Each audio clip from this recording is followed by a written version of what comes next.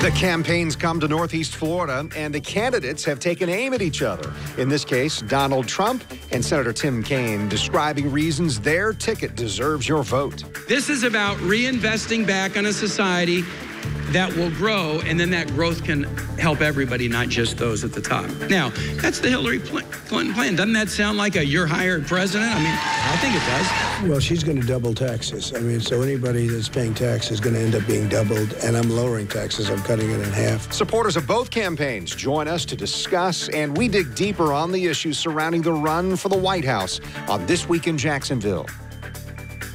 And thanks for joining us this Sunday morning. We also are looking at downtown progress in Jacksonville. That's coming up in a little bit. First, the presidential campaign's earning the focus. Republican Donald Trump, 2 weeks from his nomination, stumping in Jacksonville. Trump appeared at Veterans Memorial Arena, and when his speech started Wednesday, he had a capacity crowd there, estimated by some at 16,000, but unconfirmed. Officially, the arena holds 15,000. There are lots of people standing on the floor in front of the stage. Trump gave 3 interviews ahead of the event, one of them with me. So here's our short conversation Wednesday. Mr. Trump, you mentioned it. A lot of people out there waiting to see you. Why come here in Jacksonville, where we know there's a lot of Republican support already? Do you have a message for them specifically? Well, I really do. I mean, it's about strong borders. It's about bringing our jobs back. Our jobs are being decimated. We are losing our companies. We're losing our jobs. People are being fired all over the place, and we're going to bring our jobs back. And Jacksonville has been great. It's also a great military area, and I'm doing very well. We have General Flynn right back here and a lot of the great military people, and I have a lot of respect for Jacksonville. Many, many friends in Jacksonville, and I'm here a lot, actually. Yeah. Just yesterday, Vice Presidential candidate Tim Kaine in Daytona, where you were, he says that you're fired candidate, she's you're hired candidate, and talked about a Moody's report that says your plan would lose 3.5 million jobs, Hillary's plan would gain 10 million. How is that math? Well, she's going to double taxes. I mean, so anybody that's paying tax is going to end up being doubled, and I'm lowering taxes. I'm cutting it in half. And after I do certain things that we're going to do with trade and trade deals, you're going to see a tremendous boost. And actually, Larry Kudlow and many others have said my plan is by far the best, and it's going to bring a lot of jobs. It's going to have lower taxes, and it's going to do something great. And we're going to bring our companies back in. We're going to bring jobs back in. Yeah. Last thing for you, you mentioned military. Jacksonville's such a huge military town. There's been a lot of discussion on whether or not you really understand the military since you haven't served. I talked to a person out here who said, I'm giving him the benefit of the doubt, but I think he doesn't understand what we've sacrificed. How would you respond to this? Well, it might be true. I mean, you know, when you've sacrificed and when you've been in the military like some people, it is really very different in terms of understanding it fully. But I do appreciate the military tremendously. I think I have tremendous military support. I mean, I could have 90% military support. The level of support that I have from the military has been great. I love them. We're going to fix up the VA. It's a mess. It's like a mess like we've never seen. Yeah. The Veterans Administration has been, I've never seen anything like it. It's grossly incompetent and corrupt and everything else. And we're going to make it really great for the first time, maybe ever. Susie Wiles joins us, a well-known Jacksonville political strategist, also the Florida co-chair for the Trump campaign. Thanks for joining us. My pleasure. When I visited with Mr. Trump there, I asked why Jacksonville specifically. What's your answer to that? North Florida is really important to carrying the state of Florida. Republicans typically don't do as well South Florida, and so you do try to run up the score a little bit in this part of the state. Even when you know that it's kind of, it's going to generate some big numbers on the Republican side in Northeast Florida versus what we see the rest of the state of Florida? That's the point. We can generate some big numbers up here. It helps offset what might go on in the southern part of the state. Yeah. So big rallies are really what Donald Trump seems to love. We've seen this in another place when he first came in October to Jacksonville and he filled up the Landing. Just a few months ago, I went to Valdosta State where he had a rally and loves to fill the hall. That's not necessarily what you see with most candidates out there when they're doing the campaign speech. A lot of times it's a smaller room. Well, and he tried for that in Daytona. We were going to have a town hall meeting, a couple of hundred people, and there were so many reservations to participate, they just dumped out of the town hall format and had another rally. So I think a lot of it is his desire to connect with as many people as possible.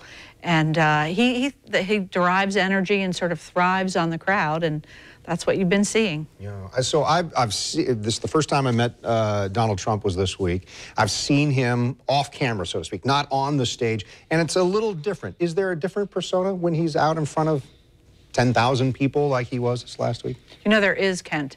If you sat down with him in a small group or one-on-one, you'd find a super smart, thoughtful, a little bit frenetic thinking, but none of the bombast or frankly, any of the theater you see when he's talking to 10,000 people. Is that good? I mean, we've talked about he's not a politician, but he's running for the highest office in the land, so that's political. Is that good, or do you have to be the same on camera as you are off camera, or the same in a big crowd as you are in a one-on-one?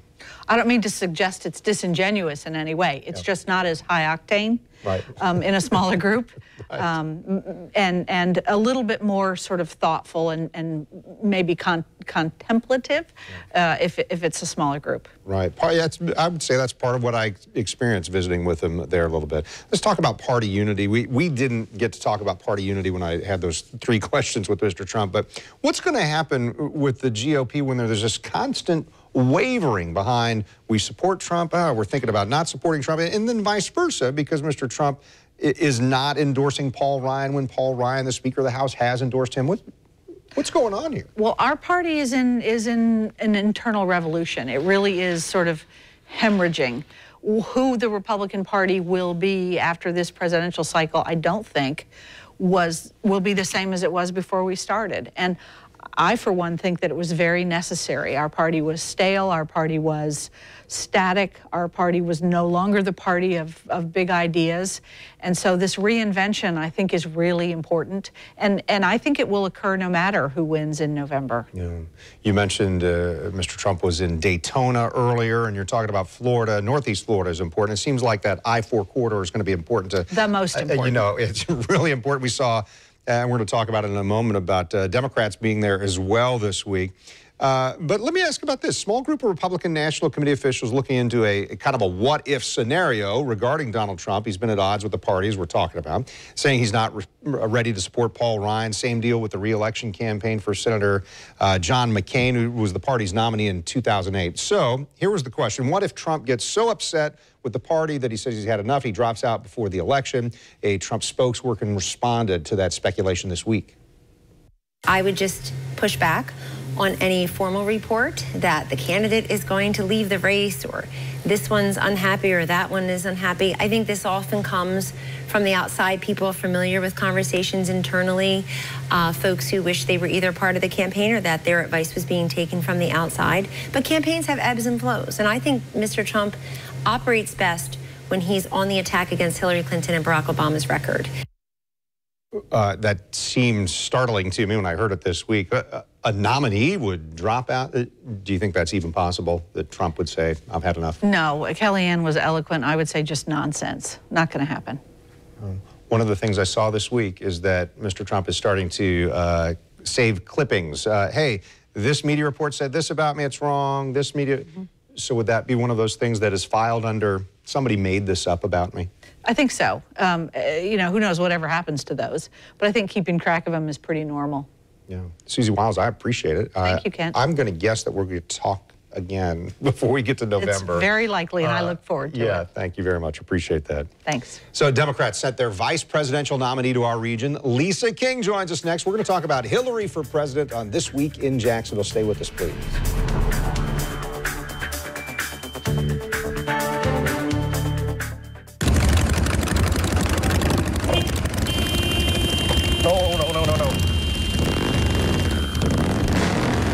Now that's a pleasant surprise. Just like finding out that with Direct Auto and Life Insurance, you can get a low rate regardless of your driving history. 8 years in office. Term limits good enough for other politicians. Even good enough for Obama. But Angela Corey? She's had 8 years and still wants more. Because in the last 8 years as state attorney, Corey became a millionaire. Angela Corey used hundreds of thousands of taxpayer dollars to give herself special pension benefits. Then she gave pay raises to employees who contributed to her campaign.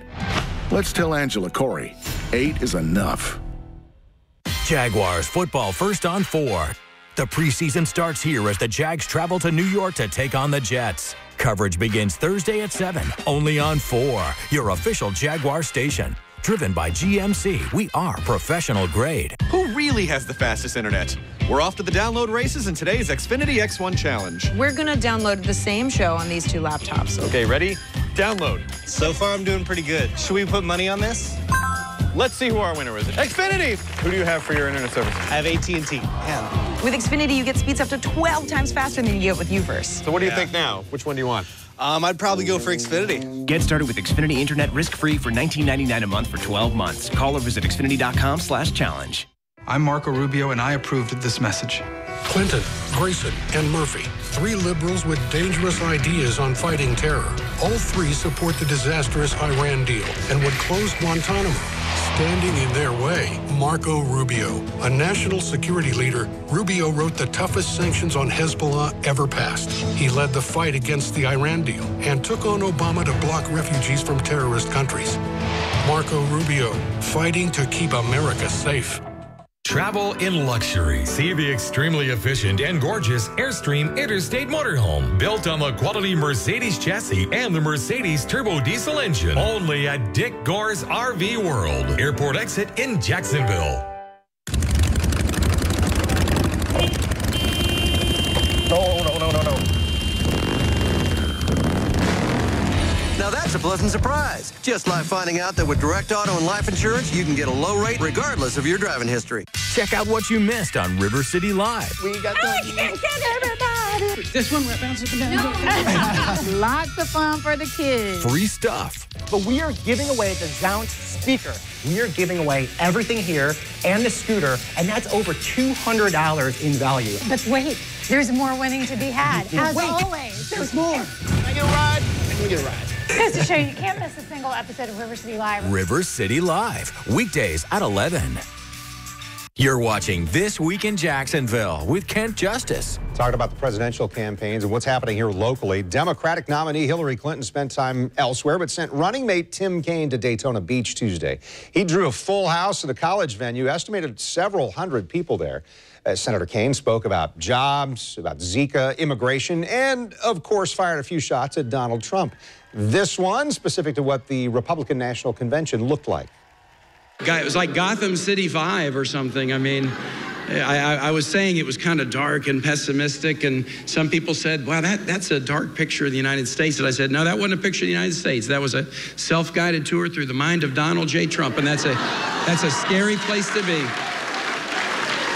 Big cheers there in the crowd. Jacksonville's Lisa King joining us to talk about the push for Hillary Clinton and Tim Kaine, Florida delegate to the Democratic National Convention, one of Florida members of the Electoral College, and a Duval County leader in the Florida for Hillary campaign. So you almost knew where Senator Kaine was going there once he started. Somebody said, that's a dark picture. And he said, that's not. You kind of knew it was going to be. That's what we hear from Donald Trump. It was a pretty marked contrast between the two conventions and their view of America. And you were at both, so you know. A flip. Some of my colleagues were talking about, hey, this is a flip. It used to be Republicans are all about hope, and sometimes the Democrats were saying we need change, and that was complete opposite of what we were hoping change. Right. Right. But we're positive people. The glass is always half full, and our convention was about what's best of America and how we're stronger together. That was a really important message for us to make sure that the American public understood, and they could contrast with the message they'd heard the week before. Yeah. So this message we heard from Senator Kaine. So quickly after the convention and the resources are deployed, let's go to Florida. Yes. And you just heard me talking with Susie Wiles about this, I-4 corridor. I mean, that's the end of it right there in Daytona. Yes. And so many people that I talked to said, in that crowd specifically said, yeah, we're sure we're voting for Hillary Clinton, but there were still some people saying, I'm still trying to figure it out and I want to hear more. Well, the interesting thing is I get a lot of calls from Republican women. Ones who have reliably voted for John McCain and Mitt Romney, who just cannot bring themselves to vote for Donald Trump. And so I'm not surprised that there were some people there who wanted to hear a message, who are still open-minded. And that's a real change for us here in Florida. So what is the balance to strike here between promoting the achievements of Secretary Clinton and maybe criticizing Donald Trump? It sees like you have to do both. Well, you need to draw contrasts. I mean, all campaigns do that. That's really nothing new. But, and I think that Secretary Clinton did a really great job of saying, I want we're stronger together, and stronger together includes Republicans and independents. She made that message really, really clear. She was very clear that she's not opposed to the Second Amendment. She doesn't want to take your guns. She said that. That was a message that was really important for Republicans to hear. I got a lot of phone calls, a lot of people, friends of mine, who have never voted for a Democrat, who are now strongly looking at voting for Hillary Clinton because she was that clear in that kind of statement. Well, let me bring up a little bit of what we heard from Senator Kaine the other day. New talking points, if you will, for the vice presidential hopeful. He's calling Trump and Clinton polar opposites when it comes to jobs. Would you rather have a you're hired president or a you're fired president? Of course, it's so simple. We want a you're hired president, not a you're fired president. And folks, Hillary Clinton is and will be a you're hired president. So somebody in the crowd or watching at home is saying, well, prove it. And that's really what a lot of people have been saying to Donald Trump's claims, too. Prove it. How is this really going to happen? How is Hillary Clinton, in this case, going to give us 10 million more jobs over the course of her first term? Well, you know, first of all, she has a coherent plan that goes beyond saying things are going to be great and happen really fast. That's not a plan. That's a cheer. She's going to do the biggest investment in American infrastructure since Dwight Eisenhower. And it's stuff that we all know, it's all overdue. There's been report after report that we need to reinvest immediately in roads, bridges, infrastructure, clean energy, mass transit, all those things. And those are going to create millions of jobs that can't be offshored. They're going to put people here to work now. Yeah. Great point.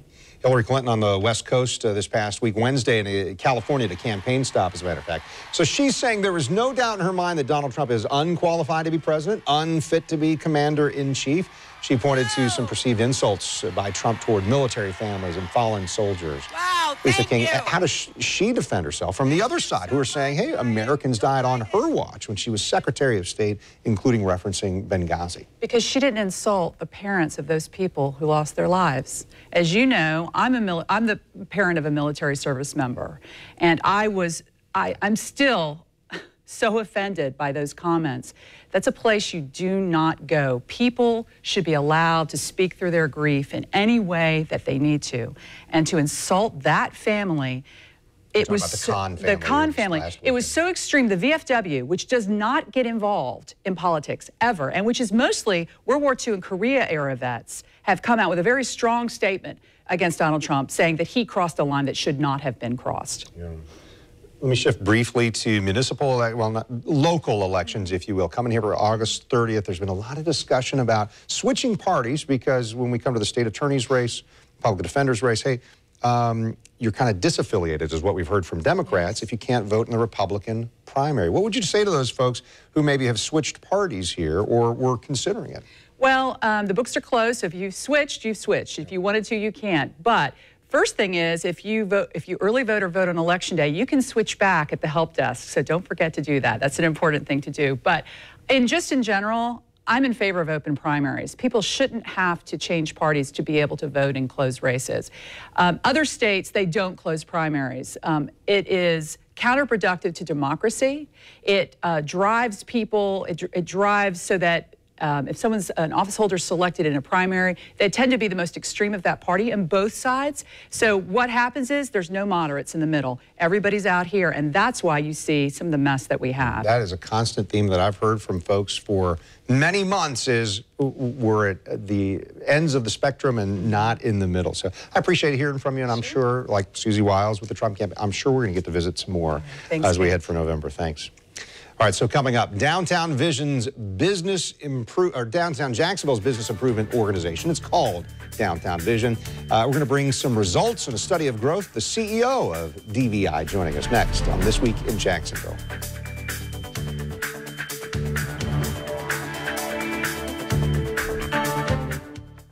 Attention homeowners, with this extreme heat, your air conditioning system is working hard every day. If it suddenly stops, call Florida Home Air Conditioning. For a limited time, we'll waive our service call fee with any repair. Visit FloridaHomeAC.com. I'm Hillary Clinton, and I approve this message. How do we make the economy work for everyone? Hillary Clinton's plan starts here, by making big corporations and those at the top finally pay their fair share in taxes. And those companies that move overseas, she'd charge them an exit tax. Then she'd use that money to make the largest investment in creating good-paying jobs since World War II. millions of jobs. You can read the plan here.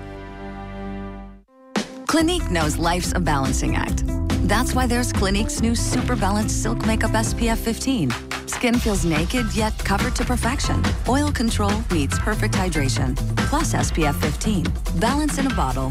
Clinique's new Super Balanced Silk Makeup. If only everything in life were super balanced. Your free 7-piece gift with any Clinique purchase of $27 or more. While supplies last. Available at participating Belk stores. Having 3 sons is challenging, but I wouldn't trade it for the world. We've been to the emergency room on several occasions. Mason fell in the bathtub. Marvin has broken his arm. Maddox hit his head and had to get stitches. The list goes on and on. But when you have Wolfson Children's Hospital, you can always take them there and they'll help you. We love the way we're treated. We love the facilities. Nothing compares to Wolfson. And I have 3 boys, so I know. I'm Melissa Nelson. As a prosecutor, I worked on thousands of cases. I took on the toughest criminals, gang members, murderers. In some cases, I brought the death penalty. But just being tough isn't the only job of the state attorney. You need to be honest, transparent, and accountable, with the character to always do what's right. I will be a state attorney you can trust. Melissa Nelson, a state attorney we can count on. I've never had anything like this before. IHOP's new Cris Croissants with 27 buttery layers. Try savory spinach and roasted red pepper, strawberries and sweet cream cheese, or salted caramel banana. IHOP's new Cris Croissants. Right now, kids eat free every day 4 to 10 p.m. Is your air conditioner not keeping your home and family cool during these hot summer months? If so, call Florida Home Air Conditioning. We're offering select heating and cooling systems at a low monthly cost of only $83 with approved credit. For details and to schedule your free estimate, visit FloridaHomeAC.com. Local moms are celebrating back to school, and the morning show has everything you need as you get into your back to school routine. The morning show on Channel 4 makes mornings happen. Now that mom has some moves. Thanks for staying with us. Final segment. We're talking about downtown Jacksonville with Jake Gordon, the CEO of Downtown Vision, Inc., DVI, if you will. So, Jake, City has a downtown investment authority. What's the difference between that organization and what you do? Great question, Ken. Thanks for having me. So the Downtown Investment Authority is actually the city agency that the city created to focus on downtown. Downtown Vision is actually a nonprofit. It's funded through an assessment of the commercial private property owners. So we take those resources and reinvest them back in the community for the benefit of the private property owners. The reality is, us and the DIA and Andre Wallace and his team, we work very closely together. So, you know, it's really a public-private partnership, with them being the public of the city and us being the private of the commercial property owners, the retail, the businesses, and the residents. Okay, yeah, I think a lot of people are wondering what's the difference and do they work together, and you just answered both of those questions for us. So, recent study, and you looked at some 18 months of activity. What's the summary from what you did in your research? Yeah, so we've just released our 2015 State of Downtown report, and it actually just kept growing and growing. There's been more and more good news. So we really have bounced back in a major way in downtown. We've been doing these for about the last 11 years from Downtown Vision, just recapping the past investment. And so one of the things we try to do is show investment, again, with the Downtown Investment Authority, but this is part of our strategy of giving information to all of those people that are interested in investing in downtown. And what we see is investment is way up. And we're showing some of the materials you gave us during this week when you announced this and talking about what's been invested, what's active or completed and those sorts of things. One thing that stuck out to me is it looked like the recession in 2008 kind of did in some of the potential growth. First major infusion of residential units since that happened was last year with more than 600 units there in Brooklyn. So what does that do to the vision or how things look in terms of living and working downtown? Yeah, so I mean, for a little while, you know, we were spinning our wheels a little bit in terms of, you know, with the catastrophic economic events in Florida and Jacksonville in particular. But the reality is, you know, some of those things take a long time to come back. But now, almost a decade out, we're coming back in a major way. And I think you see 2015 with 220 Riverside, with all the apartments over in Brooklyn. I mean, those are the first residential to come online, but as you can see from some of our report, it's kind of exponential. You know, we have $220 million or so invested last year, but then it's up to $470 million, and then prospective is over $800 million. So, you know, it's really a bell curve in terms of investment, because once things get going, like you see in that Brooklyn neighborhood with Fresh Grocer, Regency Centers, Brooklyn Station, a lot of that stuff just starts sprouting up out of the ground, and that's where you really know downtown's doing well. So when you see that increased investment number, that shows optimism, hope for what's happening downtown, right? Yeah, because, I mean, people have, especially real estate development professionals, you know, they can deploy their resources anywhere. You know, I think you see with Brexit, there's a lot of investment coming to America, and you see there's a lot of opportunity all over America and other places, but Jacksonville is finally a great place, you know, in downtown, a great place to invest your money. And you see something like Peter Rummel's District Jacks and what he's doing, you know, Amelia Island and Hilton Head, these kind of out-of-the-way places. And then this is the first time he's really invested in a major urban center. So, you know, I trust his real estate expertise. You know, we try to, track record, we try to let the numbers speak for themselves in terms of aggregating all of that investment and really showing that the people that want to put their money somewhere are investing in downtown Jacksonville. Well, let's talk about hotels a little bit. They seem critical to a thriving and growing downtown area. How are they impacting what you want to see? So, I mean, 3 of the 4 major hotels in downtown have done a serious reinvestment of their property in just the last 18 months. So the Hyatt, the most particular, so on the riverfront Jacksonville, they redid almost all of their rooms. It's an unbelievable experience if you have a chance to go down there. The Lexington rebranded, the DoubleTree rebranded on the South Bank, and there's about a $20 million investment over at the Lexington also. So you see that with the economy picking up nationally and in Florida, and with people having money to spend, these hotels are investing in themselves, so they'll be a great place to visit when you want to come to downtown Jacksonville. Yeah, so they might not be the calling card, hey, you must come to see the hotel, but hey, if I'm going there and I stay in that hotel and have a great experience, that can mean more growth there. To me, you know, people say, you know, why downtown? And I think downtown is the center of Jacksonville. You know, a better downtown is better for Jacksonville. We have the beaches; they are amazing, and that's another area where there's a lot of hotels. And I think there's a good place for people to stay either place, and that's kind of what makes Jacksonville amazing: is how close we are to the beach, but how much our urban core is thriving. Yeah, it is, and I think a lot of people are noticing, and hopefully after our visit here, a lot of you will understand maybe that relationship, Downtown Investment Authority, Downtown Vision. A lot of acronyms, trying to accomplish. Last thing, and I only have maybe 20 seconds here. JTA has been awarded some national honors because of what they've done. How have those changes helped what's happening in downtown? Well, transportation is the most important thing, and Nat Ford and his team at JTA have done an unbelievable job. And I think, you know, with the First Coast Flyer, Bus Rapid Transit, that's an amazing way to get around. And then with the JRTC, so the Jacksonville Regional Transportation Center, this is something that's been talked about for 25 years. You know, Nat and his team secured money through our elected officials from the federal government to help build that facility. You know, Greyhound's going to relocate. It's going to be right in front of the Prime Osborne, and that's going to be where all the transportation of the city, the public transit, is going to be centered. So you look at that La Villa neighborhood near Brooklyn and near the urban core, you know, there's going to be a lot of development. Jake Gordon, appreciate it. Thanks for filling us in, and thank you so much for being with us this morning. As you know, This Week in Jacksonville is always at 9 a.m. on Sunday, and you're going to find all our shows on news4jax.com. At News4Jax, we're always covering the news, even when we're not on TV. Stay informed, on the go, and online at news4jax.com.